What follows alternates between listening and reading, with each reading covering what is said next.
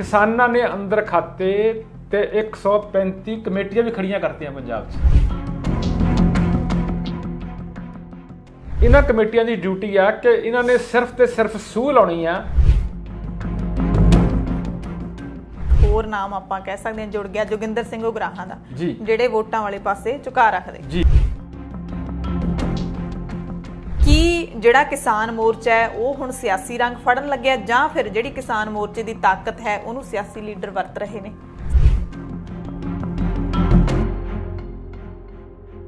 Captain Amarinder Singh ਦੇ ਏਲਚੀ ਤੇ ਬਲਵੀਰ ਸਿੰਘ ਰਾਜੇਵਾਲ ਵਿੱਚ ਇੱਕ ਮੀਟਿੰਗ ਹੋਈ ਆ।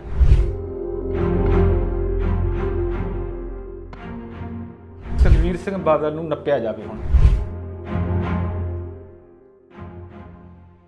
ਅਸੀਂ ਇਕੱਠਿਆਂ ਹੋ ਕੇ ਬਲਵੀਰ ਸਿੰਘ ਰਾਜੇਵਾਲ ਨੂੰ ਫੋਨ ਕੀਤਾ ਸੀ ਕਿ ਤੁਸੀਂ ਇਹ ਹਲਫੀਆ ਬਿਆਨ ਦੇਣ ਨੂੰ ਤਿਆਰ ਹੋ ਕਿ ਤੁਸੀਂ ਜਾਂ ਕਿਸਾਨ ਲੀਡਰ ਜਿਹੜੇ ਆ ਉਹ ਇਲੈਕਸ਼ਨ ਨਹੀਂ ਲੜੂਗੇ।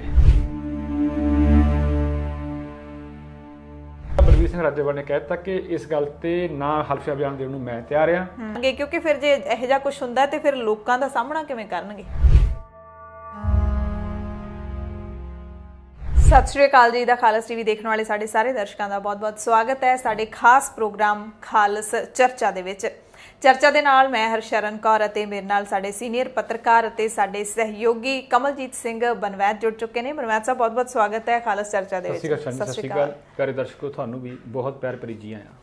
10 ਸਤੰਬਰ ਸਾਰਿਆਂ ਨੂੰ ਯਾਦ ਹੋਣੀ ਹੈ ਜਦੋਂ ਕਿਸਾਨ ਲੀਡਰਾਂ ਦੇ ਮੂਹਰੇ ਸਿਆਸੀ ਲੀਡਰ ਆ ਕੇ ਬੈਠੇ ਸੀ। ਹਰ ਪਾਰਟੀ ਦੇ ਸਿਆਸੀ ਲੀਡਰ ਨੇ ਜਿਹੜੇ ਪੰਜਾਬ ਦੇ, ਉਹਨਾਂ ਦੀ ਆਪਾਂ ਕਹਿ ਸਕਦੇ ਹਾਂ ਕਿ ਪੇਸ਼ੀ ਵਰਡ ਵੀ ਯੂਜ਼ ਕੀਤਾ ਜਾਂਦਾ ਹੈ, ਕਚਹਿਰੀ ਵੀ ਕਿਹਾ ਜਾਂਦਾ ਹੈ ਕਿ ਕਚਹਿਰੀ ਲੱਗੀ ਸੀ, ਕਿਸਾਨਾਂ ਨੇ ਕਚਹਿਰੀ ਲਾਈ, ਉਹਦੇ ਵਿੱਚ ਸਿਆਸੀ ਲੀਡਰ ਪਹੁੰਚੇ, ਜੋ ਮਰਜ਼ੀ ਸ਼ਬਦ ਵਰਤੇ ਜਾਂਦੇ ਹੋਣ, ਪਰ ਅਸਲੀਅਤ ਇਹ ਹੈ ਕਿ ਅਜਿਹਾ ਵਰਤਾਰਾ ਜਿਹੜਾ ਮਸਾਂ ਹੀ ਕਦੇ ਵਾਪਰਦਾ ਹੁੰਦਾ ਹੈ ਤੇ ਵਾਪਰਿਆ ਵੀ ਸ਼ਾਇਦ ਪਹਿਲੀ ਵਾਰੀ ਹੋਊਗਾ ਜਦੋਂ ਕਿਸਾਨ ਲੀਡਰਾਂ ਦੇ ਕਹਿਣ ਦੇ ਉੱਤੇ ਸਾਰੀਆਂ ਪਾਰਟੀਆਂ ਦੇ ਲੀਡਰ ਨੇ ਜਿਹੜੇ ਉਹ ਵੀ ਵੱਡੇ ਲੀਡਰ, ਸੀਨੀਅਰ ਲੀਡਰ ਉਹਨਾਂ ਦੇ ਸਾਹਮਣੇ ਆ ਕੇ ਬਹਿੰਦੇ ਨੇ ਤੇ ਉਹਨਾਂ ਦੀ ਗੱਲਬਾਤ ਸੁਣਦੇ ਨੇ।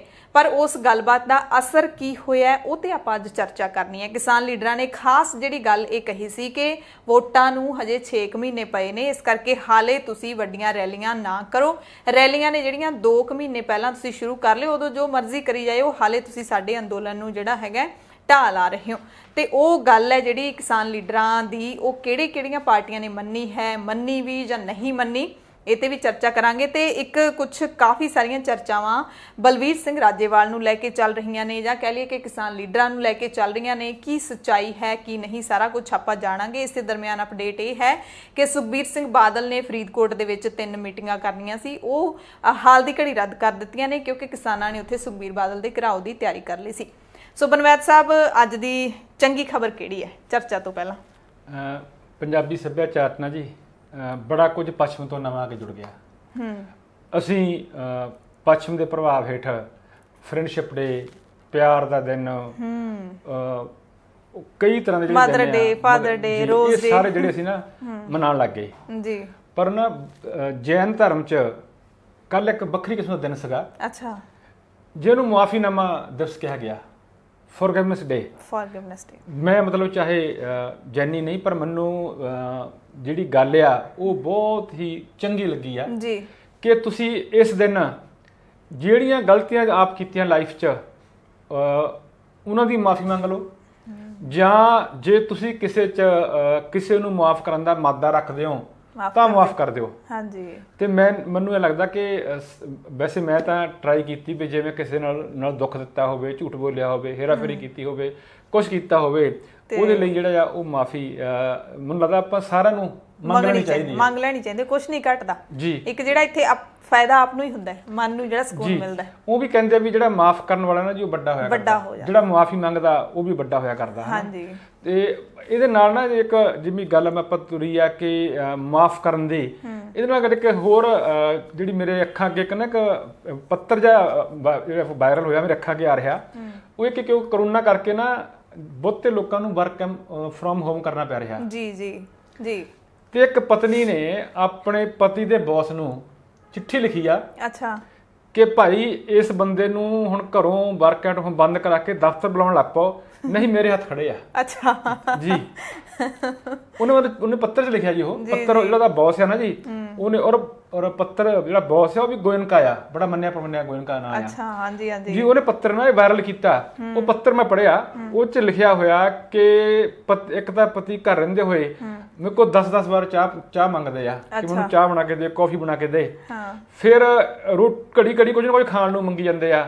ਉਸ ਤੋਂ ਬਿਨਾਂ ਇਹ ਕਿਹਾ ਕਿ ਇਹ ਇੱਕ ਕਮਰੇ 'ਚ ਕੰਮ ਨਹੀਂ ਕਰਦੇ, ਜਿੱਥੇ ਕੰਮ ਕਰਦੇ ਉੱਥੇ ਖਲਾਰਾ ਪਾਉਂਦੇ ਆ। ਸੋ ਉਹਨੇ ਮਤਲਬ ਕਿ ਇਹ ਪੱਤਰ ਲਿਖਿਆ ਕਿ ਜਾਂ ਤਾਂ ਇਹਨਾਂ ਨੂੰ ਦਫ਼ਤਰ ਬੁਲਾ ਲਓ, ਨਹੀਂ ਮੇਰੇ ਲਈ ਜਿਹੜੀ ਅਗਲੀ ਜੱਦੀ ਕੱਟਣੀ ਹੈ ਨਾ ਔਖੀ ਹੋ ਜਾਂਦੀ ਹੈ। ਸੋ ਇਹ ਦੋਨਾਂ ਦਾ ਜਿਹੜਾ ਕੰਪੈਰੀਜ਼ਨ ਹੈ ਮੇਰੇ ਅੱਖਾਂ ਅੱਗੇ ਆ ਰਿਹਾ ਕਿ ਇੱਕ ਪਾਸੇ ਜਿਹੜਾ ਅਸੀਂ ਫੋਰਗਿਵਨੈਸ ਡੇ ਕਹਿੰਦੇ ਆ, ਸਬਰ ਦੀ ਗੱਲ ਕਰਦੇ ਆ, ਸੰਤੋਖ ਦੀ ਗੱਲ ਕਰਦੇ ਆ, ਤੇ ਦੂਜੇ ਪਾਸੇ ਇੰਨਾ ਵੀ ਸਬਰ ਹੈ ਨਹੀਂ ਕਿ ਅਸੀਂ ਜਿਹੜਾ ਆਪਣਾ ਪਤੀ ਆ ਉਹਨੂੰ ਚੱਲ ਲਈਏ। ਬਿਲਕੁਲ, ਕਿਉਂਕਿ ਆਮ ਤੌਰ ਤੇ ਇਹ ਤਾਂ ਇੱਕ ਵਰਕਿੰਗ, ਫਿਰ ਜਿਹੜੀ ਵਰਕਿੰਗ ਮੈਨ ਹੈ ਉਹਦੀ ਪਤਨੀ ਸੀ ਨਾ।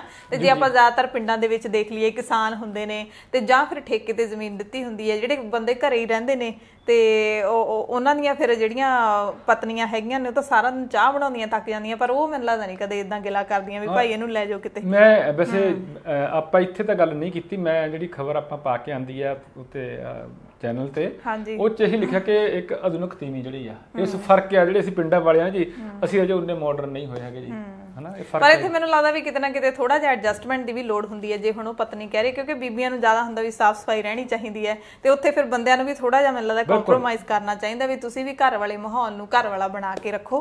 ਤੇ ਜ਼ਰੂਰੀ ਨਹੀਂ ਹੁੰਦਾ ਵੀ ਪਤਨੀ ਹੈ ਜਿਹੜੀ ਉਹ ਰਸੋਈ 'ਚ ਸਾਰਾ ਦਿਨ ਖੜੀ ਰਹੇ, ਤੇ ਇਹ ਤਾਂ ਇੱਕ ਆਪਾਂ ਕਹਿੰਦੇ ਆ ਕਿ ਮਿਲਮਾ ਜੁਲਮਾ ਜਿਹੜਾ ਸਾਥ ਹੁੰਦਾ ਹੈ। ਸੋ ਆਪਾਂ ਹੁਣ ਚਰਚਾ ਵੱਲ ਵਧੀਏ ਬਨਵੈਸ ਸਾਹਿਬ, ਕੀ ਚੱਲ ਰਿਹਾ ਕਿਸਾਨਾਂ ਵਾਲੇ ਪਾਸੇ? ਮੈਂ ਨਾ ਇਹਨੂੰ ਜੀ ਜਿਹੜਾ ਇਹਨਾਂ ਨੇ ਪਿੱਛੇ ਜਿਹੇ ਪੈਰਲਲ ਸੰਸਦ ਲਾਈ ਸੀ ਨਾ ਜੀ, ਇੱਕ ਹਾਂਜੀ ਮਤਵਾਜੀ ਸੰਸਦ ਲਾਈ ਸੀ ਦਿੱਲੀ ਵਿੱਚ, ਹਾਂਜੀ, ਮੈਂ ਉਹਨੂੰ ਇਸ ਦਾ ਅਗਲਾ ਪੜਾਅ ਮੰਨ ਰਿਹਾ। ਅੱਛਾ, ਤੁਹਾਡੇ ਧਿਆਨ 'ਚ ਹੋਣਾ ਕਿ ਉਦੋਂ ਵੋਟਰ ਨੇ ਆਪਣੀ ਹੋਂਦ ਜਤਾਈ ਸੀ ਕਿ ਮੈਂ ਐਜ ਏ ਵੋਟਰ ਜਿਹੜੇ ਸਾਡੇ ਪੋਲੀਟੀਕਲ ਲੋਕ ਆ ਉਹਨਾਂ ਨੂੰ ਫਾਲਨ ਕਰ ਸਕਦਾ, ਔਰ ਉਹਨਾਂ ਨੇ ਫਾਲਨ ਕੀਤਾ ਸੀਗਾ ਜੀ। ਆਪ ਉਹਨਾਂ ਨੇ ਜੇ ਪੈਰਲਲ ਸੰਸਦ ਲਾਈ ਆ ਤਾਂ ਅੰਦਰ ਵਿਰੋਧੀ ਪਾਰਟੀਆਂ ਨੂੰ ਕਿਹਾ ਸੀਗਾ ਕਿ ਤੁਸੀਂ ਸੰਸਦ ਨਹੀਂ ਚੱਲਣ ਦੇਣੀ, ਤਿੰਨ ਖੇਤੀ ਕਾਨੂੰਨਾਂ ਦਾ ਵਿਰੋਧ ਕਰਨਾ, ਔਰ ਉਹਨਾਂ ਨੇ ਕੀਤਾ ਸੀ। ਇਹ ਮਤਲਬ ਸੀਗਾ ਕਿ ਪਹਿਲੀ ਵਾਰ ਹੋਇਆ ਸੀ ਕਿ ਜਿਹੜਾ ਵੋਟਰ ਆ ਉਹ ਆਪਣੇ ਜਿਹੜੇ ਸਿਆਸਤਦਾਨਾਂ ਨੂੰ ਫਾਲਨ ਕਰ ਰਿਹਾ। ਬਿਲਕੁਲ, ਇੱਕ ਦਬਾਅ ਬਣਿਆ ਸੀ ਜੀ। ਇਸੇ ਤਰ੍ਹਾਂ ਹੁਣ ਵੀ ਇਹੀ ਹੋਇਆ ਕਿ ਵੋਟਰਾਂ ਨੇ ਜਿਹੜੇ ਸਾਡੇ ਸਿਆਸੀ ਲੀਡਰ ਆ ਉਹਨਾਂ ਨੂੰ ਤਲਬ ਕੀਤਾ, ਜਦੋਂ ਕਿ ਹੁਣ ਤੱਕ ਹੁੰਦਾ ਇਹ ਆ ਰਿਹਾ ਕਿ ਜਿਹੜੇ ਸਿਆਸੀ ਲੀਡਰ ਆ ਉਹੀ ਸਾਨੂੰ ਤਲਬ ਕਰਦੇ ਆ ਰਹੇ ਆ। ਜੀ ਜੀ ਬਿਲਕੁਲ, ਹੈਨਾ। ਸੋ ਇਸ ਕਰਕੇ ਮੈਂ ਇਹਨੂੰ ਜਿਹੜਾ ਆ ਉਹਦਾ ਅਗਲਾ ਪੜਾਅ ਮੰਨਦਾ। ਠੀਕ ਹੈ, ਆਪਾਂ ਜਿਵੇਂ ਪਹਿਲਾਂ ਗੱਲ ਕੀਤੀ ਸੀ ਕਿ ਜੋ ਕਿਸਾਨਾਂ ਨੇ ਕੀਤਾ, ਉਹਨਾਂ ਨੂੰ ਬੁਲਾ ਕੇ ਕਹਿਣਾ ਚਾਹਿਆ, ਆਪਾਂ ਉਸ ਦਿਨ ਵੀ ਕਿਹਾ ਸੀ ਕਿ ਬਹੁਤ ਹੀ ਇੱਕ ਸਿਆਣਾ ਭਰਿਆ ਫੈਸਲਾ ਆ। ਆਪਾਂ ਇਹ ਵੀ ਕਿਹਾ ਸੀਗਾ ਕਿ ਕਿਸਾਨ ਨਹੀਂ ਚਾਹੁੰਦੇ ਹੈਗੇ ਕਿ ਜਿਹੜਾ ਉਹਨਾਂ ਨੇ ਭਾਈਚਾਰਾ ਖੜਾ ਕੀਤਾ, ਚਾਹੇ ਉਹ ਪਿੰਡਾਂ ਵਿੱਚ, ਸ਼ਹਿਰਾਂ ਵਿੱਚ ਇੰਟਰਸਟੇਟ ਭਾਈਚਾਰਾ ਖੜਾ ਕੀਤਾ, ਉਹ ਨਾ ਟੁੱਟੇ ਜੀ। ਉਹਨਾਂ ਨੇ ਜਿਹੜੀ 3-4 ਗੱਲਾਂ ਕੀਤੀਆਂ, ਉਹਨਾਂ 'ਚ ਇੱਕ ਜਿਹੜੀ ਮੈਨੂੰ ਲੱਗਦਾ ਜਿਹੜੀ ਬਹੁਤ ਸੋਲਿਡ ਗੱਲ ਜਿਹੜੀ ਸਾਹਮਣੇ ਆਈ ਆ ਉਹ ਇਹ ਕਿ ਉਹਨਾਂ ਨੇ ਕਿਹਾ ਸੀਗਾ ਕਿ ਜਿਹੜੇ ਤੁਸੀਂ ਚੋਣ ਮੈਨੀਫੈਸਟੋ ਤੁਹਾਡਾ ਉਹਨੂੰ ਕਾਨੂੰਨ ਦਾ ਰੂਪ ਦਿੱਤਾ ਜਾਵੇ ਜੀ, ਕਿ ਤੁਸੀਂ ਇੰਨੇ ਸਮੇਂ ਵਿੱਚ ਜਿਹੜਾ ਆ ਉਹ ਮੈਨੀਫੈਸਟੋ ਜਿਹੜੀ ਆ ਉਹ ਲਾਗੂ ਕਰੋਗੇ। ਇਹ ਗੱਲ ਬਹੁਤ ਵਧੀਆ ਸੀਗੀ।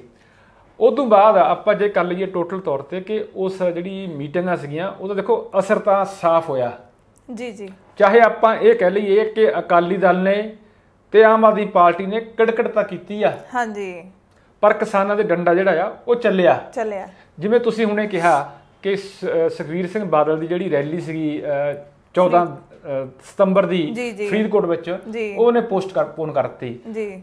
ਅਮਲੋ ਵਾਲੀ ਜਿਵੇਂ ਆਪਾਂ ਉਹ ਤੋਂ ਪਹਿਲਾਂ ਹੀ ਰੱਖੀ ਹੋਈ ਸੀ, ਅਗਲੇ ਦਿਨ ਉਹ ਵੀ ਜੀ ਉਹ ਵੀ ਉਹਨਾਂ ਨੇ ਪੋਸਟਪੋਨ ਕਰਤੀ।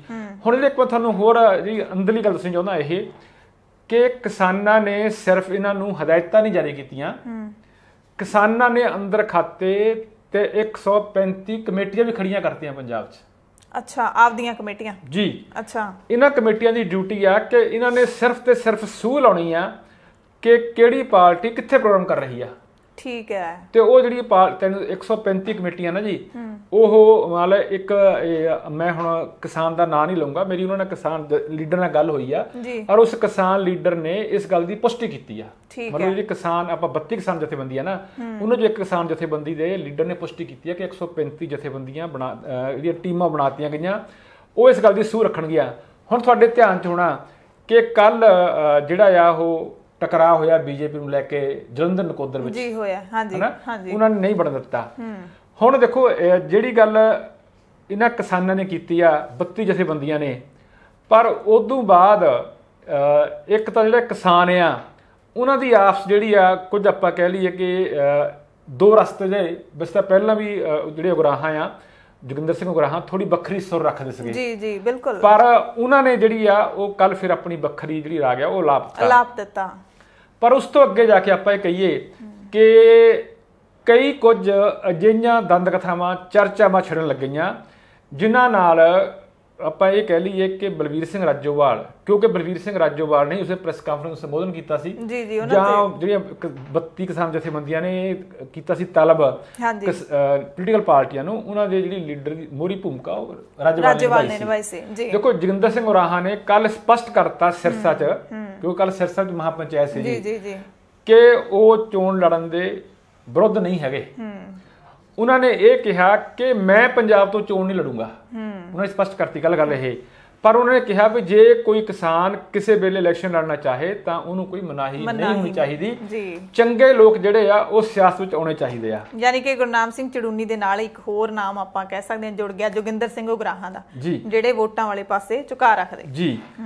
ਇੱਕ ਹੋਰ ਜਿਹੜਾ ਉਹਨਾਂ ਨੇ ਬਿਆਨ ਦਿੱਤਾ ਉਹ ਵੀ ਆਪਾਂ ਦੱਸ ਦਈਏ ਜਿਹੜੇ ਦਰਸ਼ਕਾਂ ਨੂੰ ਨਹੀਂ ਪਤਾ। ਜੋਗਿੰਦਰ ਸਿੰਘ ਉਗਰਾਹਾਂ ਨੇ ਇਹ ਵੀ ਕਹਿ ਦਿੱਤਾ ਕਿ ਜਿਹੜੀ ਸਾਡੀ ਪਾਰਟੀ ਹੈਗੀ ਹੈ ਭਾਰਤੀ ਕਿਸਾਨ ਯੂਨੀਅਨ ਏਕਤਾ ਉਗਰਾਹਾਂ, ਉਹ ਸਿਰਫ ਤੇ ਸਿਰਫ ਬੀਜੇਪੀ ਦੇ ਲੀਡਰਾਂ ਦਾ ਘਿਰਾਓ ਕਰੇਗੀ ਤੇ ਬਾਕੀ ਕਿਸੇ ਪਾਰਟੀਆਂ ਦਾ ਅਸੀਂ ਵਿਰੋਧ ਨਹੀਂ ਕਰਾਂਗੇ। ਫਿਰ ਜੋ ਸਵਾਲ ਪੁੱਛਿਆ ਗਿਆ ਕਿ 32 ਕਿਸਾਨ ਜਥੇਬੰਦੀਆਂ ਨੇ ਜਿਹੜਾ ਫੈਸਲਾ ਲਿਆ, ਉਹ ਕਹਿੰਦੇ ਉਹਨਾਂ ਦਾ ਆਪਦਾ ਫੈਸਲਾ ਹੈਗਾ। ਸੰਯੁਕਤ ਕਿਸਾਨ ਮੋਰਚਾ ਜਿਹੜਾ ਉਹ ਸਿਰਫ ਕੌਮੀ ਪੱਧਰ ਦੇ ਫੈਸਲਿਆਂ ਤੇ ਆਪਦਾ ਨਿਰਣਾ ਕਰਦਾ ਹੈ, ਪੰਜਾਬ ਪੱਧਰ ਦੇ ਜਾਂ ਕਿਸੇ ਵੀ ਸੂਬਾ ਪੱਧਰ ਤੇ ਨਹੀਂ ਕਰਦਾ। ਸੋ ਉਹਨਾਂ ਨੇ ਸਪਸ਼ਟ ਕਰਤਾ। ਇਹਦੇ ਪਿੱਛੇ ਵੀ ਕੋਈ ਰਾਜ ਹੈ? ਦੇਖੋ ਇਹ ਗੱਲ ਜਿਹੜੀ ਗੱਲ ਹੈ ਨਾ ਜੀ, ਇਹ ਗੱਲ ਮੈਨੂੰ ਲੱਗਦਾ ਕਿ ਜੋਗਿੰਦਰ ਸਿੰਘ ਉਗਰਾਹਾਂ ਤੇ ਜੋ 32 ਕਿਸਾਨ ਜਥੇਬੰਦੀਆਂ ਨੇ ਕਿਹਾ ਉਹ ਲਗਭਗ ਮਿਲਦੀ ਗਿਲਦੀ ਆ ਜੀ।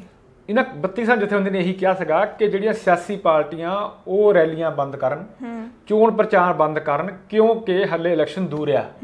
ਪਰ ਉਹਨਾਂ ਨੇ ਵੀ ਉਗਰਾਹਾਂ ਵਾਲੀ ਗੱਲ ਕਹੀ ਸੀ ਕਿ ਪਰ ਅਸੀਂ ਬੀਜੇਪੀ ਨੂੰ ਚ ਸ਼ਾਮਲ ਨਹੀਂ ਕਰਦੇ, ਕਿ ਬੀਜੇਪੀ ਨੂੰ ਤੁਸੀਂ ਜ਼ਰੂਰ ਘੇਰੋ।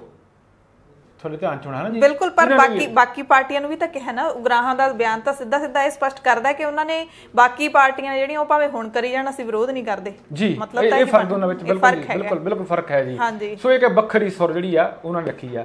ਪਰ ਇਹਦੇ ਗਾਹਾਂ ਅੱਗੇ ਜਿਹੜੀ ਇੱਕ ਹੋਰ ਆਪਾਂ ਜਿਹੜੀ ਗੱਲ ਕਹਿ ਲਈਏ ਉਹ ਇਹ ਕਿ ਇਹਦੇ ਨਾਲ ਜਿਹੜੇ ਕਿਸਾਨ ਲੀਡਰ ਆ ਕੁਝ ਨਾ ਜੀ, ਉਹਨਾਂ ਬਾਰੇ ਜਿਹੜੇ ਲੋਕਾਂ ਦੇ ਮਨਾਂ ਵਿੱਚ ਆ ਕਈ ਤਰ੍ਹਾਂ ਦੇ ਸ਼ੰਕੇ ਪੈਦਾ ਹੋਣ ਲੱਗ ਗਏ, ਆਪਾਂ ਇਹ ਕਹਿ ਲਈਏ। ਜਾਂ ਮੈਨੂੰ ਇਹ ਵੀ ਲੱਗਦਾ ਕਿ ਜੇ ਇਹ ਗੱਲਾਂ ਕੋਲੋਂ ਬਣਾਈਆਂ ਜਾ ਰਹੀਆਂ ਜਾਂ ਉਛਾਲੀਆਂ ਜਾ ਰਹੀਆਂ, ਇਹਦੇ ਨਾਲ ਕਿਤੇ ਨਾ ਕਿਤੇ ਜਿਹੜਾ ਕਿਸਾਨ ਅੰਦੋਲਨ ਆ ਉਹਨੂੰ ਢਾਹ ਲੱਗ ਸਕਦੀ ਹੈ। ਜਾਂ ਆਪਾਂ ਇਹ ਕਹਿ ਸਕਦੇ ਹਾਂ ਕਿ ਜਿਹੜੇ ਲੋਕ ਇੰਨਾ ਕੁਰਬਾਨੀ ਕਰ ਰਹੇ ਆ ਕਿਸਾਨ ਅੰਦੋਲਨ ਨਾਲ ਜੁੜ ਕੇ, ਚਾਹੇ ਉਹ ਆਪਾਂ ਕਿਸਾਨ ਕਹਿ ਲਈਏ, ਚਾਹੇ ਵਪਾਰੀ ਕਹਿ ਲਈਏ, ਚਾਹੇ ਆੜ੍ਹਤੀਏ ਕਹਿ ਲਈਏ, ਚਾਹੇ ਮੁਲਾਜ਼ਮ ਕਹਿ ਲਈਏ, ਉਹਨਾਂ ਦੇ ਦਿਲ ਨੂੰ ਵੀ ਕਿਤੇ ਨਾ ਕਿਤੇ ਠੇਸ ਪਹੁੰਚ ਸਕਦੀ ਹੈ। ਉਹਨਾਂ ਦਾ ਵਿਸ਼ਵਾਸ ਜਿਹੜਾ ਆ ਉਹ ਤਿੜਕ ਸਕਦਾ ਤੇ ਉਹ ਟੁੱਟ ਵੀ ਸਕਦੇ ਨੇ ਅੰਦੋਲਨ ਨਾਲ। ਤੇ ਮੈਨੂੰ ਐਸਾ ਫਿਰ ਸੱਚਾਈ ਕੀ ਹੈ, ਤੁਹਾਡੇ ਸੂਤਰ ਕੀ ਕਹਿੰਦੇ ਨੇ ਕਿ ਜੋ ਇਹ ਅਫਵਾਹਾਂ ਜਾਂ ਚਰਚਾਵਾਂ ਚੱਲ ਰਹੀਆਂ ਨੇ, ਦੰਤ ਕਥਾਵਾਂ, ਇਹ ਕੀ ਹੈ? ਦੇਖੋ ਮੈਂ ਉੱਥੇ ਹੀ ਆਉਣ ਲੱਗਾ ਸੀ ਜੀ। ਪਹਿਲੀ ਗੱਲ ਜਿਹੜੀ ਇੱਕ ਸਭ ਤੋਂ ਵੱਡੀ ਜਿਹੜੀ ਗੱਲ ਇਹ ਆ ਕਿ ਤੁਹਾਡੇ ਧਿਆਨ ਚ ਹੋਣਾ ਕਿ ਜਿਸ ਦਿਨ ਉਹ ਉਹਨਾਂ ਨੂੰ ਬੁਲਾਇਆ ਸੀ ਸਿਆਸੀ ਪਾਰਟੀਆਂ ਨੂੰ, ਉਦੋਂ ਬਾਅਦ ਜਦੋਂ ਪ੍ਰੈਸ ਕਾਨਫਰੰਸ ਹੋਈ ਸੀ ਤਾਂ ਇੱਕ ਮਹਿਲਾ ਪੱਤਰਕਾਰ ਨੇ ਕੁਐਸਚਨ ਪੁੱਛਿਆ ਸੀਗਾ ਬਲਵੀਰ ਸਿੰਘ ਰਾਜੇਵਾਲ ਨੂੰ ਕਿ ਤੁਹਾਡੇ ਬਾਰੇ ਚਰਚਾ ਕਿ ਤੁਸੀਂ ਪੰਜਾਬ ਦੇ ਮੁੱਖ ਮੰਤਰੀ ਬਣਨ ਲਈ ਦੌੜ ਚੋਂ, ਤਾਂ ਉਹਨਾਂ ਨੇ ਕਿਹਾ ਸੀ ਕਿ ਹਾਲੇ ਕੋਈ ਗੱਲ ਨਹੀਂ ਹੈਗੀ। ਨਾਲ ਉਹਨਾਂ ਨੇ ਹੱਸਦੇ ਇਹ ਵੀ ਕਿਹਾ ਸੀ ਕਿ ਤੁਸੀਂ ਚਾਹੁੰਦੇ ਹੋ ਹਾਲੇ। ਦੇਖੋ ਹਾਲੇ ਜਿਹੜਾ ਆ ਉਹ ਕਹਿੰਦੇ ਹਾਲੇ ਮੈਨੂੰ ਇੱਥੇ ਹੀ ਰਹਿਣ ਦਿਓ। ਹਾਂਜੀ, ਮਤਲਬ ਹਾਲੇ ਦੇ ਜਿਹੜੇ ਆ ਇਹ ਜਿਹੜਾ ਆ ਇਹ ਕਈ ਤਰ੍ਹਾਂ ਦੇ ਇਸ਼ਾਰੇ ਕਰਦਾ ਹੈ। ਦੂਜੀ ਗੱਲ ਇੱਕ ਹੋਰ, ਪਿਛਲੇ ਦਿਨੀ ਕੁਝ ਪੱਤਰਕਾਰਾਂ ਨੇ ਇੱਕ ਅੰਦਰਲੀ ਗੱਲ ਆ ਕਿ ਅਸੀਂ ਇਕੱਠਿਆਂ ਹੋ ਕੇ ਬਲਵੀਰ ਸਿੰਘ ਰਾਜੇਵਾਲ ਨੂੰ ਫੋਨ ਕੀਤਾ ਸੀ ਜੀ। ਅੱਛਾ।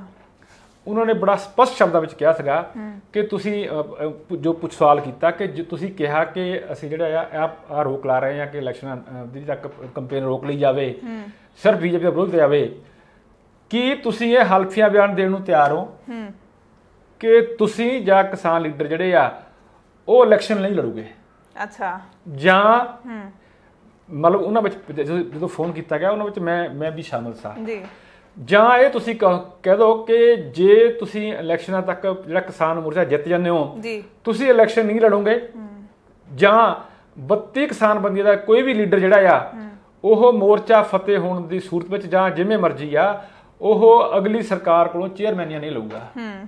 ਤੋ ਇਹ ਗੱਲ ਜਿਹੜੀ ਆ ਬਲਵੀਰ ਸਿੰਘ ਰਾਜੇਵਾਲ ਨੇ ਕਹਿ ਦਿੱਤਾ ਕਿ ਇਸ ਗੱਲ ਤੇ ਨਾ ਹਲਫੀਆ ਬਿਆਨ ਦੇਣ ਨੂੰ ਮੈਂ ਤਿਆਰ ਆ ਤੇ ਨਾ ਕੋਈ ਜਿਹੜਾ ਹੋਰ ਲੀਡਰ 32 ਕਿਸਾਨ ਜਥੇਬੰਦੀ ਉਹ ਤਿਆਰ ਹੈ। ਸੋ ਇਹ ਯਾਨੀ ਕਿ ਪੋਸੀਬਿਲਿਟੀਆਂ ਹੈਗੀਆਂ ਨੇ। ਸੋ ਇਹ ਜਿਹੜਾ ਇਸ ਤਰ੍ਹਾਂ ਦਾ ਜਿਹੜਾ ਕੁਝ ਹੈਗਾ ਨਾ ਜੀ ਇਹ ਕਈ ਤਰ੍ਹਾਂ ਦੇ ਜਿਹੜੇ ਸਵਾਲ ਆ ਉਹ ਖੜੇ ਕਰ ਰਿਹਾ। ਤੇ ਪਰਮੇਸ਼ਰ ਸਾਹਿਬ ਕੋਈ ਨਾ ਕੋਈ ਇਹ ਵੀ ਚਰਚਾ ਚੱਲ ਰਹੀ ਹੈ ਕਿ ਬਲਵੀਰ ਸਿੰਘ ਰਾਜੇਵਾਲ ਕੈਪਟਨ ਅਮਰਿੰਦਰ ਸਿੰਘ ਨਾਲ ਬੈਠਕਾਂ ਕਰ ਰਹੇ ਨੇ, ਇਹਦੇ ਵਿੱਚ ਕਿੰਨੀ ਕੁ ਸੱਚਾਈ ਹੈ? ਬਿਲਕੁਲ ਇਹ ਜਿਹੜੀ ਗੱਲ ਹੈ ਨਾ ਜੀ ਆਪਾਂ ਬੜੇ ਭਰੋਸੇਯੋਗ ਸੂਤਰ ਆ ਉਹ 'ਚ ਇਹ ਆ ਕਿ ਬਲਵੀਰ ਸਿੰਘ ਰਾਜੇਵਾਲ ਤੇ ਕੈਪਟਨ ਅਮਰਿੰਦਰ ਸਿੰਘ ਦੀ ਮੀਟਿੰਗ ਸਿੱਧੀ ਕੋਈ ਨਹੀਂ ਹੋਈ।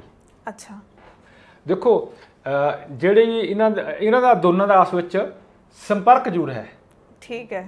ਤੇ ਉਹ ਜਿਹੜੀ ਸੰਪਰਕ ਦੀ ਕੜੀ ਆ ਨਾ ਜੀ ਉਹ ਵੀ ਜੋੜਿਆ ਜਾ ਰਿਹਾ ਜਦੋਂ ਗੰਨੇ ਦੇ ਭਾਅ ਨਾਲ ਉਹ ਵੀ ਜੋੜਿਆ ਕਿ ਇਹ ਉਸੇ ਕੜੀ ਦਾ ਇੱਕ ਜਿਹੜਾ ਆ ਇਹ ਨਤੀਜਾ ਆ। ਬਿਲਕੁਲ, ਉਦੋਂ ਜਿਹੜਾ ਫਿਰ ਜਿਹੜੀ ਮਠਿਆਈ ਖਵਾਈ ਗਈ ਹੈ ਬੇਸਣ ਦੀ ਬਰਫੀ ਉੱਥੋਂ ਹੀ ਗੱਲ ਜਿਹੜੀ ਤੁਰਦੀ ਹੈ। ਕੈਪਟਨ ਅਮਰਿੰਦਰ ਸਿੰਘ ਦੇ ਏਲਚੀ ਤੇ ਬਲਵੀਰ ਸਿੰਘ ਰਾਜੇਵਾਲ ਵਿੱਚ ਇੱਕ ਮੀਟਿੰਗ ਹੋਈ ਆ ਜੀ। ਉਸ ਮੀਟਿੰਗ ਵਿੱਚ ਇਹ ਫੈਸਲਾ ਲਿਆ ਗਿਆ ਸੀ ਕਿ ਸੁਖਬੀਰ ਸਿੰਘ ਬਾਦਲ ਨੂੰ ਨੱਪਿਆ ਜਾਵੇ। ਹੁਣ ਅੱਛਾ, ਜਿਹੜਾ ਸੁਖਬੀਰ ਸਿੰਘ ਬਾਦਲ ਦੀ ਰੈਲੀ ਦਾ ਮੋਗੇ ਐਡਾ ਵੱਡਾ ਵਿਰੋਧ ਹੋਇਆ ਪਹਿਲਾਂ ਨਹੀਂ ਕਦੇ ਹੋਇਆ ਉਹ ਉਸੇ ਮੀਟਿੰਗ ਦਾ ਜਿਹੜਾ ਆ ਨਤੀਜਾ ਸੀਗਾ। ਯਾਨੀ ਕਿ ਮੋਗੇ ਰੈਲੀ ਤੋਂ ਪਹਿਲਾਂ ਹੀ ਬੈਠਕ ਹੋ ਚੁੱਕੀ। ਬਿਲਕੁਲ ਜੀ, ਇਹ ਪਹਿਲਾਂ ਬੈਠਕ ਹੋਈ ਸੀਗੀ। ਉਸ ਵਿੱਚ ਇਹ ਚਰਚਾ ਕੀਤੀ ਗਈ ਸੀ ਕਿ ਹੁਣ ਇਹਨੂੰ ਜਿਹੜਾ ਆ ਕਿਵੇਂ ਨੱਪਿਆ ਜਾਵੇ, ਇਹਨੂੰ ਕਿਵੇਂ ਰੋਕਿਆ ਜਾਵੇ। ਉਹ ਇਸ ਮੀਟਿੰਗ ਤੋਂ ਵਿੱਚ ਜਿਹੜਾ ਲਿਆ ਗਿਆ ਫੈਸਲਾ ਉਹਦੇ ਹਿਸਾਬ ਨਾਲ ਹੀ ਸਾਰਾ ਜਿਹੜਾ ਤਾਣਾ ਬਾਣਾ ਬੁਣਿਆ ਗਿਆ ਸੀ ਤੇ ਤਾਣਾ ਬਾਣਾ ਬੁਣ ਕੇ ਹੀ ਜਿਹੜੀ ਉਹਦੀ ਰੈਲੀ ਆ ਉਹ ਚੈਨਲ ਜਿਹੜਾ ਕੁੱਟਰ ਟੱਪਾ ਹੋਇਆ, ਕਿਸਾਨਾਂ ਵਿਰੁੱਧ ਕੇਸ ਦਰਜ ਹੋਏ ਆ ਜਾਂ ਪੁਲਿਸ ਤੇ ਉਹਦਾ ਇੰਨੇ ਪਥਰਾਓ ਜੋ ਕੁਝ ਵੀ ਹੋਇਆ ਉਹ ਸਾਰਾ ਕੁਝ ਉਸੇ ਮੀਟਿੰਗ ਦਾ ਸਿੱਟਾ ਸੀਗਾ। ਤੇ ਫਿਰ ਤਾਂ ਬਨਵੈਦ ਸਾਹਿਬ ਇਹ ਸਵਾਲ ਹੈ ਜਿਹੜਾ ਜ਼ਾਹਿਰ ਤੌਰ ਤੇ ਉੱਠੂਗਾ ਕਿ ਕੀ ਜਿਹੜਾ ਕਿਸਾਨ ਮੋਰਚਾ ਹੈ ਉਹ ਹੁਣ ਸਿਆਸੀ ਰੰਗ ਫੜਨ ਲੱਗਿਆ ਜਾਂ ਫਿਰ ਜਿਹੜੀ ਕਿਸਾਨ ਮੋਰਚੇ ਦੀ ਤਾਕਤ ਹੈ ਉਹਨੂੰ ਸਿਆਸੀ ਲੀਡਰ ਵਰਤ ਰਹੇ ਨੇ, ਸੀਐਮ ਸਾਹਿਬ ਵਰਤ ਰਹੇ ਨੇ? ਦੇਖੋ ਇਹ 'ਚ ਨਾ ਹੁਣ ਆਪਾਂ ਇਹ ਵੀ ਕਹਿ ਲਈਏ ਕਿ ਪਿੱਛੇ ਜਿਹੀ ਗੱਲ ਇਹ ਵੀ ਉੱਠਦੀ ਸੀ ਕਿ ਬਲਵੀਰ ਸਿੰਘ ਰਾਜੋਵਾਲ ਆਮ ਆਦਮੀ ਪਾਰਟੀ ਵੱਲੋਂ ਸੀਐਮ ਦਾ ਚਿਹਰਾ ਹੋਣਗੇ। ਹਾਂਜੀ, ਇਹ ਕਾਫੀ ਚਰਚਾ ਉਹਨਾਂ ਨੇ ਪਰ ਸਾਫ਼ ਸਪਸ਼ਟ ਕਹਿਤਾ ਸੀ ਵੀ ਇਹੋ ਜਿਹੀ ਕੋਈ ਗੱਲ ਨਹੀਂ ਰਾਜੇਵਾਲ ਨੇ। ਦੇਖੋ ਫਿਰ ਮਤਲਬ ਆਪਾਂ ਹੁਣ ਇਹ ਤਾਂ ਆਪਾਂ ਕਹਿ ਦਿੰਦੇ ਹਾਂ ਕਿ ਬਲਵੀਰ ਸਿੰਘ ਰਾਜੇਵਾਲ ਫਿਰ ਕਾਂਗਰਸ ਵੱਲੋਂ ਸੀਐਮ ਦਾ ਚਿਹਰਾ ਹੋਣਗੇ, ਆਪਾਂ ਇਹ ਤਾਂ ਕਹਿ ਨਹੀਂ ਸਕਦੇ ਨਾ ਜੀ, ਇਹ ਤਾਂ ਹੋਏ ਵੀ ਨਹੀਂ ਸਕਣਾ ਹੈਗਾ। ਸੋ ਇਸ ਜਿਹੜਾ ਤੁਸੀਂ ਜਿਹੜਾ ਸਵਾਲ ਹੈ ਨਾ ਜੀ ਉਹ ਬੜਾ ਔਖਾ ਆ ਉਹਦਾ ਜਵਾਬ ਦੇਣਾ। ਪਰ ਕਿਉਂਕਿ ਅਸੀਂ ਚਾਹੇ ਜਿਹੜੀ ਸਾਡੀ ਮੈਂ ਪਹਿਲਾਂ ਵੀ ਕਹਿੰਦਾ ਹੁੰਦਾ ਸਾਡੀ ਡਿਊਟੀ ਨਿਰਪੱਖਤਾ ਨਾਲ ਗੱਲ ਕਰਨ ਦੀ ਆ, ਪਰ ਫਿਰ ਵੀ ਸਾਡੀ ਇੱਕ ਡਿਊਟੀ ਇਹ ਵੀ ਹੁੰਦੀ ਆ ਕਿ ਆਪਾਂ ਕਹਿ ਲਈਏ ਜਾਂ ਜਿਹੜਾ ਸਾਡੇ ਇੱਕ ਨੈਤਿਕਤਾ ਹੈ ਜੇ ਕਹਿ ਲਈਏ ਜਾਂ ਸਾਡੀ ਆਤਮਾ ਕਹਿ ਲਈਏ ਉਹ ਇਹ ਵੀ ਨਹੀਂ ਕਹਿੰਦੀ ਕਿ ਅਸੀਂ ਸੂਤਰਾਂ ਦੇ ਆਧਾਰ ਤੇ ਗੱਲ ਕਰਕੇ ਐਡੀ ਵੱਡਾ ਮੋਰਚਾ ਜਿਹੜਾ ਬਹੁਤ ਉਚਾਈਆਂ ਤੇ ਪਹੁੰਚ ਚੁੱਕਾ ਉਹਨੂੰ ਕਿਸੇ ਤਰ੍ਹਾਂ ਕਮਜ਼ੋਰ ਕਰੀਏ, ਢਾਹ ਲੱਗੇ ਜਾਂ ਲੋਕਾਂ ਦਾ ਜਿਹੜਾ ਵਿਸ਼ਵਾਸ ਆ ਉਹ ਧੜਕ ਜਾਵੇ। ਬਿਲਕੁਲ, ਤੇ ਕਿਉਂਕਿ ਬਨਵੈਦ ਸਾਹਿਬ ਇਹ ਜਿਵੇਂ ਹੁਣ ਤੱਕ ਇਹ ਮੋਰਚਾ ਚੱਲਿਆ ਹੈ, ਜਿਵੇਂ ਕਿਸਾਨ ਲੀਡਰਾਂ ਨੇ ਭੂਮਿਕਾ ਨਿਭਾਈ ਹੈ, ਤਾਂ ਮੈਨੂੰ ਨਹੀਂ ਲੱਗਦਾ ਵੀ ਇੰਨੀ ਛੇਤੀ ਥਿੜਕ ਜਾਣਗੇ ਕਿਉਂਕਿ ਫਿਰ ਜੇ ਇਹੋ ਜਿਹਾ ਕੁਝ ਹੁੰਦਾ ਤੇ ਫਿਰ ਲੋਕਾਂ ਦਾ ਸਾਹਮਣਾ ਕਿਵੇਂ ਕਰਨਗੇ? ਦੇਖੋ ਇਹਦੇ ਬਾਰੇ ਜੋ ਤੁਸੀਂ ਗੱਲ ਕਹੀ ਨਾ ਇਹਦੇ ਬਾਰੇ ਵੀ ਚਰਚਾ ਹੁਣ ਤੋਂ ਨਹੀਂ ਪਿਛਲੇ 5-6 ਮਹੀਨਿਆਂ ਚਰਚਾ ਚੱਲ ਰਹੀ ਆ। ਦੇਖੋ ਜਦੋਂ 11 ਤੁਹਾਡੇ ਸਾਹਮਣੇ ਮੈਨੂੰ ਲੱਗਦਾ ਵੀ 11 ਮੀਟਿੰਗਾਂ ਹੋਈਆਂ ਕੇਂਦਰ ਸਰਕਾਰ ਤੇ ਕਿਸਾਨਾਂ ਵਿੱਚ। ਬਿਲਕੁਲ ਹੋਈਆਂ। ਆਖਰੀ ਮੀਟਿੰਗ ਜਿਹੜੀ ਆ ਉਹ 22 ਜਨਵਰੀ ਦੀ ਸੀ ਜੀ। ਤੁਹਾਡੇ ਧਿਆਨ 'ਚ ਇਹ ਵੀ ਹੋਣਾ ਸ਼ਾਇਦ ਕਿ ਉਸ ਵੇਲੇ ਕਿ ਚਰਚਾ ਚੱਲ ਪਈ ਸੀ ਕਿ ਜੇ ਭਾਰਤੀ ਜਨਤਾ ਪਾਰਟੀ ਦੀ ਸਰਕਾਰ 2-3 ਸਾਲਾਂ ਲਈ ਜਿਹੜੇ ਖੇਤੀ ਕਾਨੂੰਨ ਆ ਉਹ ਪੋਸਟਪੋਨ ਕਰ ਦੇਵੇ ਜੀ ਤਾਂ ਕਿਸਾਨਾਂ ਨੂੰ ਮੰਨ ਜਾਣਾ ਚਾਹੀਦਾ। ਇੱਕ ਗੱਲ ਕਾਫੀ ਚਰਚਾ ਵਿੱਚ ਸੀ। ਪਰ ਦੂਜੇ ਬੰਨੇ ਇਹ ਸੀਗਾ ਕਿ ਜੇ ਕਿਸਾਨ ਇਸ ਤਰ੍ਹਾਂ ਕਰਕੇ ਆ ਗਏ ਤਾਂ ਲੋਕਾਂ ਨੇ ਮੂੰਹ ਨਹੀਂ ਲਾਉਣਾ। ਬਿਲਕੁਲ, ਕਿਸਾਨ ਉੱਥੇ ਸ਼ਰੇਆਮ ਕਹਿ ਦਿੰਦੇ ਸੀ ਬਨਵੈਦ ਸਾਹਿਬ ਜਦੋਂ ਮੋਰਚੇ ਦੇ ਵਿੱਚ ਵਿਚਰਦੇ ਸੀ ਨਾ ਕਿਸਾਨ ਲੀਡਰ, ਅਸੀਂ ਖੁਦ ਦੇਖਿਆ ਕਿ ਉਹ ਘੇਰ ਕੇ ਕਹਿੰਦੇ ਸੀ ਵੀ ਜੇ ਕੋਈ ਸਮਝੌਤਾ ਇਦੋਂ ਥੱਲੇ ਤੁਸੀਂ ਕਰਕੇ ਆ ਗਏ ਨਾ ਬਖਸ਼ਣਾ ਸੀ ਤੁਹਾਨੂੰ ਵੀ ਨਹੀਂ, ਸਿੱਧਾ ਲਲਕਾਰ ਕੇ ਕਹਿੰਦੇ। ਸੋ ਇੱਕ ਇਹ ਜਿਹੜੀ ਹੈ ਨਾ ਦੇਖੋ ਜਿਵੇਂ ਆਪਾਂ ਇੱਥੇ ਕਹਿ ਲਈ ਜਿਹੜੀ ਨਾ ਜੀ ਸੱਤਾ ਜਿਹੜੀ ਆ ਕੁਰਸੀ ਆ ਉਹ ਸਭ ਨੂੰ ਚੰਗੀ ਲੱਗਦੀ ਆ। ਦੇਖੋ ਲਾਲਸਾ ਜਿਹੜੀ ਆ ਉਹ ਆਪਣੇ ਸਾਹ ਖੜੀ ਆ ਬੰਦੇ ਦੀ ਤੇ ਜਿਹੜਾ ਕਾਰ ਜਿਹੜੀ ਡਟੇ ਹੋਏ ਆ ਉਹ ਵੱਖਰਾ ਆ ਜੀ। ਸੋ ਦੇਖੋ ਐ ਤਾਂ ਨਹੀਂ ਹੋ ਸਕਦਾ ਕਿ ਮੋਰਚਾ ਛੱਡ ਕੇ ਉਹ ਆ ਜਾਣ ਇੱਥੇ ਜਾਂ ਮੋਰਚੇ ਨਾਲ ਧੋਖਾ ਦੇ ਕੋਈ ਕਿਸਾਨ ਜਿਹੜਾ ਆ ਉਹ ਫਿਰ ਮੈਂ ਹੁਣ ਤੁਹਾਨੂੰ ਇਹ ਵੀ ਦੱਸ ਕਹਿੰਦਾ ਵੀ ਜੇ ਇਦਾਂ ਦੀ ਗੱਲ ਕੋਈ ਵਾਪਰ ਗਈ ਮੈਂ ਕਹਿੰਦਾ ਬੀਜੇਪੀ ਵਾਲਿਆਂ ਦਾ ਕੁਝ ਵੀ ਨਹੀਂ ਹੋ ਰਹੀ ਹਨਾ। ਸੋ ਇਸ ਕਰਕੇ ਦੇਖੋ ਜਿਹੜੀ ਲਾਲਸਾ ਦੀ ਆ ਮੈਂ ਕਹਿ ਰਿਹਾ ਉਹ ਆਪਣਾ ਦੇਖੋ ਕਈ ਕੰਮ ਜਿਹੜੇ ਹੁੰਦੇ ਨੇ ਜੀ ਬਹੁਤੀ ਵਾਰ ਤੁਸੀਂ ਕਈ ਕੰਮ ਆਤਮਾ ਨਾਲ ਤੁਹਾਡਾ ਦਿਲ ਕਹਿੰਦਾ ਕਰ ਲਓ, ਕਈ ਦਿਮਾਗ ਕਹਿੰਦਾ ਕਰ ਲਓ। ਹੁਣ ਇੱਥੇ ਤਾਂ ਇਹ ਦੇਖਣਾ ਵੀ ਲਾਲਸਾ ਭਾਰੂ ਪੈ ਜਾਂਦੀ ਹੈ ਜਾਂ ਹੱਕ ਜਿਹੜੇ ਹੈਗੇ ਨੇ ਉਹ ਭਾਰੂ ਪੈਂਦੇ ਨੇ। ਰਹਿਣਗੇ ਹੱਕ ਭਾਰੂ ਚਾਹੇ ਕਿਸੇ ਮਜਬੂਰੀ ਨੂੰ। ਪਰ ਜੋ ਮੈਨੂੰ ਲੱਗਦਾ ਇਹ ਕਿ ਕਿਸਾਨ ਇਸ ਵੇਲੇ ਕਿਤੇ ਨਾ ਕਿਤੇ ਲੀਡਰ ਅੰਦਰੋਂ ਚਾਹੁੰਦੇ ਆ ਕਿ ਕਿਸਾਨ ਅੰਦੋਲਨ ਜਿਹੜਾ ਆ ਉਹ ਖਤਮ ਹੋ ਜਾਏ ਇਸ 2022 ਦੇ ਚੋਣਾਂ ਤੋਂ ਪਹਿਲਾਂ ਜੀ। ਤੇ ਕਿਸਾਨਾਂ ਨੂੰ ਇਹ ਲੱਗਦਾ ਕਿ ਲੀਡਰਾਂ ਨੂੰ ਕਿ ਅਸੀਂ ਇੰਨਾ ਕੁ ਆਪਣਾ ਆਧਾਰ ਬਣਾ ਚੁੱਕੇ ਹਾਂ, ਸਾਡੇ ਲੋਕ ਇੰਨੇ ਕੁ ਜੁੜ ਚੁੱਕੇ ਆ ਕਿ ਜੇ ਅਸੀਂ ਦਸੰਬਰ ਜਨਵਰੀ ਜਾ ਕੇ ਵੀ ਛਾਲ ਮਾਰ ਦਈਏ ਤਾਂ ਅਸੀਂ ਜਿੱਤੇ ਪਏ ਆ। ਬਿਲਕੁਲ। ਸੋ ਇਸ ਤਰ੍ਹਾਂ ਦੀ ਜਿਹੜੀ ਇੱਕ ਕੁੜਕੀ ਕਹਿ ਲਈਏ, ਕਨਫਿਊਜ਼ਨ ਕਹਿ ਲਈਏ, ਕਿਸਾਨ ਕਿਸੇ ਨਾ ਕਿਸੇ ਇਸ ਜਿਹੜੀ ਇਹ ਦੁਬਦਾ ਹੈ ਨਾ ਲੀਡਰ ਉਹਦੇ ਵਿੱਚ ਹੀ ਫਸੇ ਹੋਏ ਆ। ਪਰ ਕਿੰਨਾ ਚੰਗਾ ਹੋਊਗਾ ਕਿ ਜੇ ਦਸੰਬਰ ਤੱਕ ਮੰਨ ਲਓ ਕੇਂਦਰ ਸਰਕਾਰ ਮੰਨ ਲੈਂਦੀ ਹੈ ਕਿਸਾਨਾਂ ਦੀਆਂ ਮੰਗਾਂ ਵੀ ਮੰਨੀਆਂ ਜਾਂਦੀਆਂ, ਘਰ ਨੂੰ ਵੀ ਆ ਜਾਂਦੇ ਨੇ, ਤੇ ਫਿਰ ਉਸ ਤੋਂ ਬਾਅਦ ਜੇ ਕਿਸਾਨ ਸਿਆਸਤ ਵਿੱਚ ਕੁੱਦਦੇ ਨੇ ਫਿਰ ਤਾਂ ਮੈਨੂੰ ਲੱਗਦਾ ਸਾਰਾ ਦੇਸ਼ ਉਹਨਾਂ ਨੂੰ ਪਲਕਾਂ ਤੇ ਬਿਠਾ ਲਊਗਾ। ਬਿਲਕੁਲ ਜੀ। ਮੈਂ ਤੁਸੀਂ ਦਸੰਬਰ ਕਹਿੰਦਾ, ਮੈਂ ਤਾਂ ਕਹਿੰਦਾ 17 ਸਤੰਬਰ ਨੂੰ ਸਾਲ ਹੋ ਜਾਣਾ ਜਦੋਂ ਪੰਜਾਬ 'ਚ ਅੰਦੋਲਨ ਸ਼ੁਰੂ ਹੋਇਆ ਸੀਗਾ। ਜੇ ਕਿਤੇ ਉਸ ਦਿਨ ਹੀ ਇਹੋ ਜਿਹੀ ਗੱਲ ਹੋ ਜਾਏ ਤਾਂ ਉਹਦੇ ਨਾਲ ਦੀ ਰੀਸੇ ਕੋਈ ਨਹੀਂ ਹੈ ਜੀ। ਸਭ ਨੂੰ ਸ਼ਾਂਤੀ ਮਿਲ ਜੂ। ਤੇ ਨਾਲੇ ਜੇ ਉਸ ਦਿਨ ਵੀ ਨਹੀਂ ਹੁੰਦਾ ਫਿਰ 26 ਨਵੰਬਰ ਨੂੰ ਹੀ ਕਰ ਦੇਣ ਜੋ ਦਿੱਲੀ ਮੋਰਚਾ ਨੂੰ 1 ਸਾਲ ਹੋਣਾ। ਬਿਲਕੁਲ ਜੀ, ਬਿਲਕੁਲ ਜੀ। ਸੋ ਹਾਂਜੀ ਜੀ ਬਿਲਕੁਲ। ਸੋ ਬਨਵੈਤ ਸਾਹਿਬ ਹੁਣ ਜਿਹੜੀ ਇਹ ਚਰਚਾ ਆਪਾਂ ਕੀਤੀ ਹੈਗੀ ਹੈ ਤੇ ਉਹਦੇ ਵਿੱਚ ਕੋਈ ਹੋਰ ਬਲਵੀਰ ਸਿੰਘ ਰਾਜੇਵਾਲ ਦਾ ਨਾਮ ਆਇਆ ਹੈਗਾ, ਜੋਗਿੰਦਰ ਸਿੰਘ ਉਗਰਾਹਾਂ ਦਾ ਆਪਾਂ ਜਿਹੜਾ ਚਰਚਾ ਕੀਤੀ ਹੈ ਕਿ ਉਹ ਵੱਖਰੀ ਸੁਰ ਹੈ ਜਿਹੜੀ ਅਲਾਪ ਰਹੇ ਨੇ, ਤੇ ਹੁਣ ਇਹਨਾਂ ਚਰਚਾਵਾਂ ਦਾ ਮੋਰਚੇ ਨੂੰ ਕੋਈ ਨਾ ਕੋਈ ਢਾਹ ਲੱਗਣ ਦੇ ਅਸਾਰ ਹੈਗੇ ਨੇ ਕਿ ਇਹਨਾਂ ਚਰਚਾਵਾਂ ਦੇ ਨਾਲ ਹੀ ਕੋਈ ਇਦਾਂ ਦਾ ਖਤਰਾ ਤਾਂ ਨਹੀਂ ਹੈਗਾ? ਮੈਨੂੰ ਇੰਜ ਨਹੀਂ ਲੱਗਦਾ ਜੀ, ਕਿਉਂਕਿ ਇਹੋ ਜਿਹੀਆਂ ਗੱਲਾਂ ਹੌਸਲਾ ਢਾਉਣ ਵਾਲੀਆਂ ਜ਼ਰੂਰ ਹੁੰਦੀਆਂ। ਦੇਖੋ ਮੈਨੂੰ ਇਹ ਲੱਗਦਾ ਕਿ ਇੱਕ ਤਾਂ ਇਹ ਕਿ ਜਿਹੜਾ ਮੋਰਚਾ ਨਾ ਜੀ ਉਹ ਸਿਰਫ ਕਿਸਾਨਾਂ ਦਾ ਨਹੀਂ ਹੈਗਾ ਜੀ, ਹਨਾ। ਇਹ ਜਿਹੜਾ ਮੋਰਚੇ ਜਿਹੜਾ ਇਹ ਜਿਸ 3 ਖੇਤੀ ਕਾਨੂੰਨਾਂ ਦੇ ਖਿਲਾਫ ਇਹ ਮੋਰਚਾ ਲਾਇਆ ਗਿਆ ਉਹਦਾ ਜਿਹੜਾ ਅਸਰ ਹੈ ਉਹ ਸਿਰਫ ਕਿਸਾਨਾਂ ਤੇ ਨਹੀਂ ਹੋ ਰਿਹਾ, ਉਹ ਸਮਾਜ ਦੇ ਹਰ ਵਰਗ ਤੇ ਹੋ ਰਿਹਾ ਜੀ। ਤੇ ਦੂਜੀ ਗੱਲ ਇੱਕ ਮੈਂ ਤੁਹਾਨੂੰ ਆਪਾਂ ਇੱਕ ਗੱਲ ਕਰਕੇ ਦੇਖ ਲਈਏ ਇਹ ਕਿ ਆਪਾਂ ਪਰਿਵਾਰ 'ਚ ਵੀ ਕਹਿ ਲਈਏ ਨਾ ਜੀ, ਜੇ ਪਰਿਵਾਰ ਦੇ 10 ਮੈਂਬਰ ਆ ਨਾ ਜੀ, 10 ਵਿੱਚ ਇੱਕ ਅੱਧਾ ਮੈਂਬਰ ਜਿਹੜਾ ਆ ਉਹ ਇਹੋ ਜਿਹਾ ਹੁੰਦਾ ਹੀ ਆ ਜਿਹੜਾ ਥੜਕਦਾ ਹੁੰਦਾ ਜੀ। ਤੇ ਇਹ ਤਾਂ ਬਹੁਤ ਹੀ ਇਸ ਵੇਲੇ ਆਪਾਂ ਕਹਿ ਲਈਏ ਕਰੋੜਾਂ ਦਾ ਇਕੱਠ ਆ, ਕਰੋੜਾਂ ਦਾ ਪਰਿਵਾਰ ਆ, ਤੇ ਕਰੋੜਾਂ ਦੇ ਪਰਿਵਾਰ 'ਚ ਅਜਿਹਾ ਕੁਝ ਵਾਪਰ ਵੀ ਸਕਦਾ। ਔਰ ਦੂਜੀ ਗੱਲ ਇੱਕ ਇਹ ਵੀ ਆ ਜੀ, ਤਾਂ ਆਪਾਂ ਜੇ ਪਿਛਲੇ ਵੇਲੇ ਦਾ ਇਤਿਹਾਸ ਤੇ ਜਿਹੜਾ ਆਪਾਂ ਨਜ਼ਰ ਮਾਰ ਲਈਏ ਤਾਂ ਲੱਖੋਵਾਲ ਹੁਣੀ ਮੰਡੀ ਬੋਰਡ ਦੇ ਬਹੁਤ ਲੰਮਾ ਸਮਾਂ ਚੇਅਰਮੈਨ ਰਹੇ ਆ, ਉਹ ਕਿਸਾਨ ਲੀਡਰ ਸੀਗੇ। ਜੋਰਾ ਸਿੰਘ ਮਾਨ ਹੁਣੀ ਕਿਸਾਨ ਲੀਡਰ ਰਹੇ ਆ, ਉਹ ਸੰਸਦ ਮੈਂਬਰ ਰਹੇ ਆ। ਇੱਕ ਤਾਂ ਹੋਰ ਕਿਸਾਨ ਲੀਡਰ ਆ ਜਿਹੜੇ ਉਹ ਵੀ ਸੰਘਰਸ਼ ਦੇ ਵਿੱਚੋਂ ਹੀ ਨਿਕਲ ਕੇ ਸਿਆਸਤ 'ਚ ਪਹੁੰਚੇ ਨੇ ਜੀ, ਸਿਆਸਤ ਪਹੁੰਚੇ ਆ। ਸੋ ਦੇਖੋ ਕਿਤੇ ਨਾ ਕਿਤੇ ਜਿਹੜੀ ਇਹਨਾਂ ਲੀਡਰਾਂ ਦੀ ਆ ਅੰਦਰੋਂ ਜਿਹੜੀ ਆਪਾਂ ਕਹਿ ਸਕਦੇ ਆ ਕਿ ਇਹ ਅਪਰੋਚ ਤਾਂ ਹੋਊਗੀ ਜਾਂ ਉਹ ਇਸ ਲੈ ਕੇ ਮੰਜ਼ਿਲ ਨੂੰ ਤੁਰੇ ਵੀ ਹੋਣਗੇ। ਔਰ ਦੂਜੀ ਗੱਲ ਇਹ ਵੀ ਹੈ ਕਿ ਦੇਖੋ ਆਪਾਂ ਰਾਜੇਵਾਲ ਜਾਂ ਕੈਪਟਨ ਅਮਰਿੰਦਰ ਸਿੰਘ ਦੀ ਜਿਹੜੀ ਆਪਾਂ ਆਪਸੀ ਸਾਂਝ ਕਹਿ ਲਈਏ, ਸੰਪਰਕ ਕਹਿ ਲਈਏ, ਆਪਾਂ ਉਹਨੂੰ ਪਾਸੇ ਵੀ ਰੱਖ ਦਈਏ। ਇਹ ਹਮੇਸ਼ਾ ਹੋਇਆ ਹੀ ਕਰਦਾ ਕਿ ਲੀਡਰਾਂ ਤੇ ਜਿਹੜੇ ਹਾਕਮ ਹੁੰਦੇ ਆ ਉਹਨਾਂ 'ਚ ਜਿੰਨਾ ਮਰਜ਼ੀ ਇੱਕ ਆਪਸੀ ਟਕਰਾਅ ਹੋਵੇ ਪਰ ਉਹਨਾਂ ਵਿੱਚ ਕਿਤੇ ਨਾ ਕਿਤੇ ਇੱਕ ਸੁਰ ਜਿਹੜੀ ਆ ਜ਼ਰੂਰ ਰਲਦੀ ਹੁੰਦੀ ਹੈ, ਤਾਲਮੇਲ ਥੋੜਾ ਹੁੰਦਾ ਹੀ ਹੈ ਜੀ। ਸੋ ਇਸ ਕਰਕੇ ਆਪਾਂ ਜਿਹੜੇ ਸਾਰੇ ਕੁਝ ਹੈ ਨਾ ਜੀ, ਇਹ ਤੋਂ ਢੈਂਦੀ ਕਲਾ ਵੱਲ ਆਪਾਂ ਨੂੰ ਜਾਣ ਦੀ ਲੋੜ ਨਹੀਂ। ਇਹ ਸਾਡੀ ਜਿਹੜੀ ਆਮ ਜ਼ਿੰਦਗੀ ਆ ਨਾ ਜੀ ਉਹਦੇ ਵਿੱਚ ਅਜਿਹਾ ਵਾਪਰਨਾ ਬੜਾ ਸੁਭਾਵਿਕ ਹੈ। ਤੇ ਬਨਵੈਤ ਸਾਹਿਬ ਜੇ ਮੈਂ ਅੱਗੇ ਹੋਰ ਸਵਾਲ ਪੁੱਛਾਂ ਕਿ ਮੰਨ ਲਓ ਜੇ ਇਹ ਹੋ ਜਾਂਦਾ ਹੈ ਕਿ ਕਿਸਾਨ ਲੀਡਰਾਂ ਦੀ ਮੰਗ ਮੰਨ ਲਈ ਜਾਂਦੀ ਹੈ, ਉਸ ਤੋਂ ਬਾਅਦ ਉਹ ਸਿਆਸਤ ਦੇ ਵਿੱਚ ਇੱਕਦਮ ਐਂਟਰੀ ਕਰਦੇ ਨੇ, ਤਾਂ ਕੀ ਲੱਗਦਾ ਤੁਹਾਨੂੰ ਕਿਸੇ ਪਾਰਟੀ ਦੇ ਵਿੱਚ ਜਾਣਗੇ ਜਾਂ ਵੱਖਰੀ ਪਾਰਟੀ ਅਨਾਉਂਸ ਕਰਨਗੇ? ਜੋ ਇਹਨਾਂ ਨੂੰ ਬਾਰਾ ਖਾਊਗਾ ਉਹ ਤਾਂ ਵੀ ਵੱਖਰੀ ਪਾਰਟੀ ਹੀ ਬਾਰਾ ਖਾਊਗੀ ਜੀ, ਠੀਕ ਹੈ। ਕਿਉਂਕਿ ਦੇਖੋ ਫਿਰ ਉਹ ਤਾਂ ਫਿਰ ਮੈਂ ਗੱਲ ਫਿਰ ਉੱਥੇ ਇੱਕ ਆ ਜਾਂਦੀ ਆ ਕਿ ਜਦੋਂ ਆਮ ਆਦਮੀ ਪਾਰਟੀ ਹੋਈ ਸੀ ਹੋਂਦ ਵਿੱਚ ਆਈ ਸੀ ਨਾ, ਜਾਂ ਆਮ ਆਦਮੀ ਪਾਰਟੀ ਦਾ ਪਸਾਰ ਸ਼ੁਰੂ ਹੋਇਆ ਸੀ ਪੰਜਾਬ ਵਿੱਚ, ਉਸ ਵੇਲੇ ਬੜੇ ਲੋਕ ਕਹਿ ਰਹੇ ਸੀ ਜੀ ਆਮ ਆਦਮੀ ਪਾਰਟੀ ਦੀ ਚੜ੍ਹਤ ਬੜੀ ਆ, ਬੜਾ ਇਕੱਠ ਆ ਜੀ, ਆਮ ਆਦਮੀ ਪਾਰਟੀ ਸਰਕਾਰ ਆਈ ਖੜੀ ਆ, ਇਹ ਸਾਫ਼ ਸੁਥਰੀ ਸਰਕਾਰ ਦੇਊਗੀ, ਬੜੀਆਂ ਸ਼ਰਤਾਂ ਲੱਗੀਆਂ ਸੀ ਲੋਕਾਂ ਦੀਆਂ। ਮੈਂ ਉਸ ਵੇਲੇ ਵੀ ਇਹ ਸਵਾਲ ਕਰਦਾ ਹੁੰਦਾ ਸੀਗਾ ਕਿ ਜਿਹੜੇ ਆਮ ਆਦਮੀ ਪਾਰਟੀ 'ਚ ਲੋਕ ਗਏ ਆ ਉਹ ਸਾਡੇ ਵਿੱਚੋਂ ਹੀ ਗਏ ਆ। ਬਿਲਕੁਲ, ਇਹਨਾਂ ਪਾਰਟੀਆਂ 'ਚੋਂ ਹੀ ਤਾਂ ਗਏ ਨੇ, ਇਹਨਾਂ ਵਿੱਚੋਂ ਹੀ ਗਏ ਆ। ਤੇ ਉਹ ਜਿਹੜਾ ਉਹਨਾਂ ਦਾ ਖੂਨ ਤਾਂ ਹੁਣ ਜਿਹੜਾ ਨਾ ਉਹੀ ਆ ਜੀ, ਜੋ ਉਹਨਾਂ ਦਾ ਖੂਨ ਉਸ ਪਾਰਟੀ ਵਿੱਚ ਸੀਗਾ, ਉਹੀ ਸੋਚਿਆ, ਉਹੀ ਦੌੜਿਆ, ਉਹੀ ਕਰੈਕਟਰ ਆ ਜੀ। ਸੋ ਇਸ ਕਰਕੇ ਜੇ ਇਹ ਜਿਹੜੇ ਕਿਸਾਨ ਲੀਡਰ ਆ, ਆਪਾਂ ਇਹਨਾਂ ਨੂੰ ਜੋ ਘੱਟੋ ਘੱਟ ਇਸ ਵੇਲੇ ਲੱਗਦਾ ਕਿ ਇਹ ਸਿਆਸਤਦਾਨਾਂ ਨਾਲੋਂ ਵਧੇਰੇ ਦੁੱਧ ਧੁੱਤੇ ਹੋਏ ਹੈਗੇ ਆ। ਬਿਲਕੁਲ। ਸੋ ਜੇ ਇਹ ਕਿਸੇ ਸਿਆਸੀ ਪਾਰਟੀ ਚਲ ਜਾਂਦੇ ਆ ਤਾਂ ਮੈਨੂੰ ਲੱਗਦਾ ਇਹ ਇਹਨਾਂ ਦਾ ਜਿਹੜਾ ਅਕਸ ਹੈ ਉਹਨਾਂ ਚ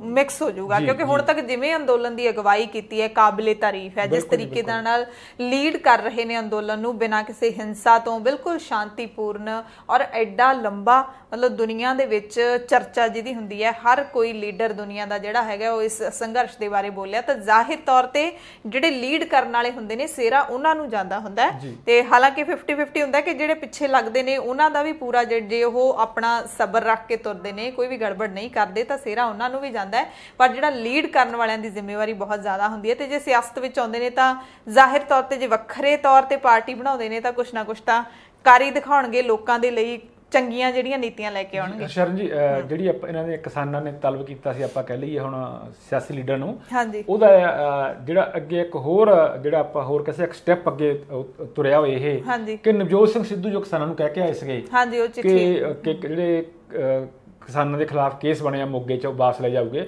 ਉਹ ਉਹਨਾਂ ਨੇ ਪੱਤਰ ਜਿਹੜਾ ਆ ਅਮਰਿੰਦਰ ਸਿੰਘ ਨੂੰ ਲਿਖ ਦਿੱਤਾ। ਸੋ ਇਹ ਜਿਹੜਾ ਆ ਇਹ ਕਿਸਾਨ ਮੋਰਚੇ ਜਿਹੜੀ ਪ੍ਰਾਪਤੀਆਂ ਕਹਿ ਲਈਏ ਜਾਂ ਇਹਨਾਂ ਦੀ ਜਿਹੜੀਆਂ ਇਹਨਾਂ ਨੇ ਬੁਲਾ ਕੇ ਤਲਬ ਕਰਕੇ ਕਿਸਾਨਾਂ ਨੇ ਸਿਆਸਤੀ ਲੋਕਾਂ ਨੂੰ ਆਦੇਸ਼ ਦਿੱਤੇ ਸੀਗੇ, ਦੇਖੋ ਉਹਦੇ ਜਿਹੜੇ ਰਿਜ਼ਲਟ ਆ ਉਹ ਤਾਂ ਹਾਂ ਪੱਖੀ ਦਿਸੇ ਰਹੇ ਆ। ਇਹ ਤਾਂ ਗੱਲ ਮੰਨਣੀ ਪਊਗੀ ਨਾ ਜੀ ਕਿ ਜਿਹੜੇ ਰਿਜ਼ਲਟ ਆ ਉਹ ਹਾਂ ਪੱਖੀ ਆ। ਬਿਲਕੁਲ, ਪਰ ਲੋਕ ਨੇ ਜਿਹੜੇ ਉਹ ਕਿਤੇ ਨਾ ਕਿਤੇ ਇਹ ਚਰਚਾ ਜ਼ਰੂਰ ਕਰ ਰਹੇ ਨੇ ਕਿ ਕੈਪਟਨ ਸਾਹਿਬ ਅਤੇ ਰਾਜੇਵਾਲ ਸਾਹਿਬ ਦੇ ਵਿਚਾਲੇ ਕੋਈ ਨਾ ਕੋਈ ਖਿਚੜੀ ਹੈ ਜਿਹੜੀ ਉਹ ਜ਼ਰੂਰ ਪੱਕ ਰਹੀ ਹੈ, ਪਰ ਅਸਲੀਅਤ ਕੀ ਹੈ, ਸੱਚ ਕੀ ਹੈ, ਉਹ ਤਾਂ ਇਹ ਅੰਦਰੇ ਅੰਦਰ ਆਪ ਹੀ ਜਾਣਦੇ ਨੇ। ਸੋ ਹੁਣ 17 ਸਤੰਬਰ ਨੂੰ 1 ਸਾਲ ਹੋ ਜਾਣਾ ਹੈ ਇਹਨਾਂ ਕਾਨੂੰਨਾਂ ਦੇ ਆਏ ਹੋਇਆਂ ਨੂੰ, ਜਦੋਂ ਸੰਸਦ ਦੇ ਵਿੱਚੋਂ ਇਹ ਪੂਰੀ ਤਰ੍ਹਾਂ ਦੇ ਨਾਲ ਪਾਸ ਹੋ ਗਏ ਸੀਗੇ ਤੇ 1 ਸਾਲ ਪੂਰਾ ਹੋ ਜਾਣਾ ਹੈ।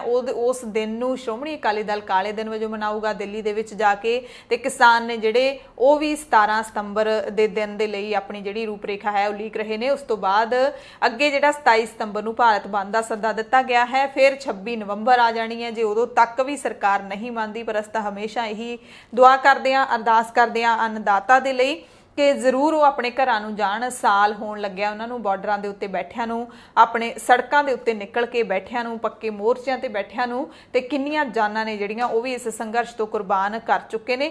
ਸੋ ਮੰਗਾਂ ਮੰਨੀਆਂ ਜਾਣ ਅਤੇ ਸੁਖ ਸ਼ਾਂਤੀ ਵਰਸੇ, ਇਸ ਦੀ ਆਪਾਂ ਅਰਦਾਸ ਕਰਦੇ ਹਾਂ। ਦੇਖਦੇ ਹਾਂ ਅੱਗੇ ਇਸ ਸੰਘਰਸ਼ ਦੇ ਵਿੱਚ ਹੋਰ ਕੀ ਪੜਾਅ ਨੇ ਜਿਹੜੇ ਹਲੇ ਪਾਰ ਕਰਨੇ ਪੈਣੇ ਨੇ ਕਿਸਾਨਾਂ ਨੂੰ। ਸੋ ਕੱਲ ਨੂੰ ਫਿਰ ਮਿਲਾਂਗੇ ਖਾਲਸ ਚਰਚਾ ਦੇ ਵਿੱਚ। ਬਨਵੈਸ ਸਾਹਿਬ ਤੁਹਾਡਾ ਵੀ ਬਹੁਤ ਬਹੁਤ ਧੰਨਵਾਦ, ਤੇ ਸਾਡੇ ਸਾਰੇ ਦਰਸ਼ਕਾਂ ਦਾ ਵੀ ਬਹੁਤ ਬਹੁਤ ਧੰਨਵਾਦ। ਸ਼ੁਕਰੀਆ ਜੀ।